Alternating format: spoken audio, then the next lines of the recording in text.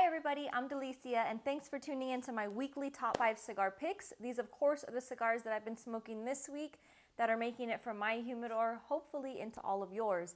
And in the spirit of getting ready for my trip for Cuba, which I am promoting and talking about on social media, I've selected all very special cigars from the beautiful and magical region of Pinar del Rio, and more in particularly from the Vuelto Abajo zone in beautiful Cuba. So starting with number 5 this week, we have the H. Upmann. This is the Petite Corona. And of course, most of you already know this, but this was JFK's special cigar. This was the cigar he loved to smoke. In fact, this is the cigar that prior to signing the embargo, he, ordered a ton of them and smoked them up until he didn't anymore.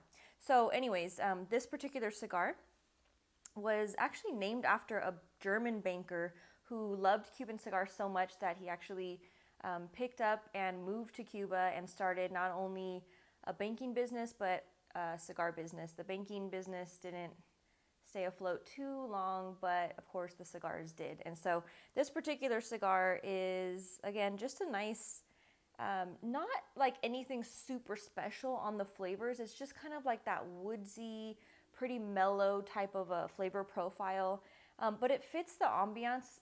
This one gives me the memory of hanging out in Varadero Beach and just sitting there and laying there rather in the sun smoking these wonderful cigars. So again, it's a great tribute to JFK as well as a beautiful region. So that's number 5. Number 4 is going out to the Sancho Panza. This is another beautiful cigar, again, as I mentioned, coming out, well, the cigar used in it is coming out of the Vuelto Abajo zone in Pinar del Rio. This is a very easy smoke. It's a medium blend or so, and it actually gets its name from a character in the very famous Don Quixote novel that most of you are aware of, but Sancho Panza was a character in that. So, and apparently this was the first cigar in Cuba that used like a name, like a famous name, like a literary name. That's what I was reading. I don't know how accurate that is, so don't quote me on it, but that's what I was reading about it. Of course, everybody makes these special claims, so who knows. But again, this particular cigar is a very easy smoke. Again, it's like mild to medium, but I think for the most part, the majority of the Cubans that I smoke, or rather that are in my humidor, kind of fall into that category. But nonetheless, it's a very special cigar. Number 3, this one's been in the lineup before. This is the Punch Havana.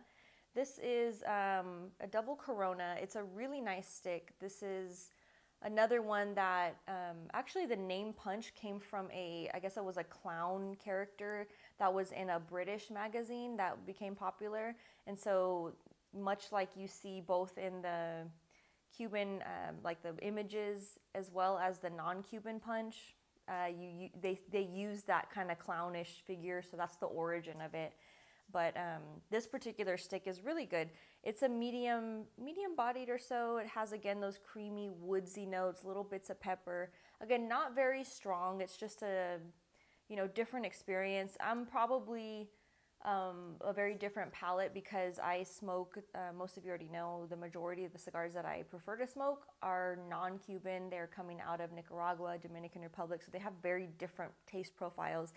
But I do enjoy a very nice Cuban cigar, once in a while, which is why I keep a handful in my humidor. All of these cigars I actually brought back with me from my last trip to Cuba, and I will be going back again, as I mentioned, this June 17th through the 22nd. So hope to see some of you on that trip with me.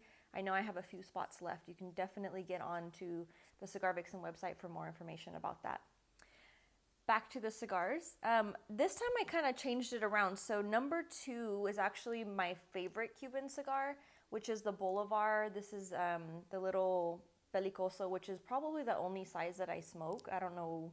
I just prefer this size, and I happen to have quite a few of them in my other humidor, which you guys have not seen yet. But this one is it's a fuller bodied. It has a really nice profile. Again, it has the black peppers, the woods, kind of creamy, I guess you could say. But again, the tobacco used in this cigar is also coming from that magical region in Pinar del Rio, that Vuelto Abajo zone. where it's said to grow some of the finest tobacco. So really nice stick. And again, this one is probably my favorite out of the Cuban cigar lineup most of the time. Again, this is more of a fuller bodied smoke. So if you're somebody who does enjoy those fuller profiles, this would be a great way to go. And number one this week is going out to the beautiful and classic Cohiba. I have quite a few of these that I actually purchased.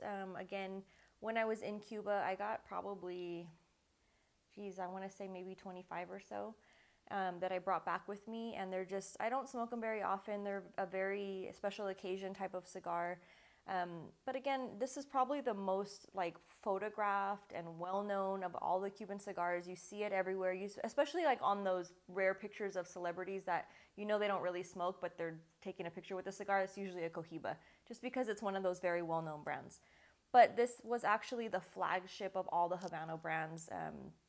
Of course, Fidel made it popular. He liked it. It was private for a long time until the 80s.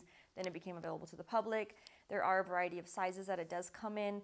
This cigar not only uses tobacco from the Puerto Bajo region in Cuba, the zone in the Pinar del Rio part of Cuba, but it uses tobacco from what they claim to be the 5 finest vegas, or the 5 finest farms that are growing tobacco in that particular zone. So that's the tobacco that you'll find here in this Cohiba, which has a very nice kind of medium, not quite full, has that medium, a little bit fuller than the other cigars, not the Bolivar, of course, but the other 3 that I mentioned. It just has a really nice, again, the kind of the similar profile, the woodsy, little bits of the pepper. To me, it has a very woodsy profile, but it does have a nice flavor. And it's a really easy cigar to smoke. It's not going to be too strong, but it does have a little bit more of a strength to it. So just really nice. And, hopefully you can find a legitimate one. I know if you guys go out to across the border, if you go to Mexico, tons of counterfeits in lots of different places. So be careful who you buy from and make sure it's a accredited source. And most likely, your best bet's going to be going actually to the source, which is Cuba. So I'd love to see you again on my trip coming up this June 17th through the 22nd. If you do want more information about it, jump on to the cigarvixen.com website. I do have a box on there that talks about information about the trip, the itinerary, pricing, anything and all. And feel free to reach out to me on social media or post your comments here with any questions that you may have. But as always, I thank you so much for watching and have a wonderful week. Cheers.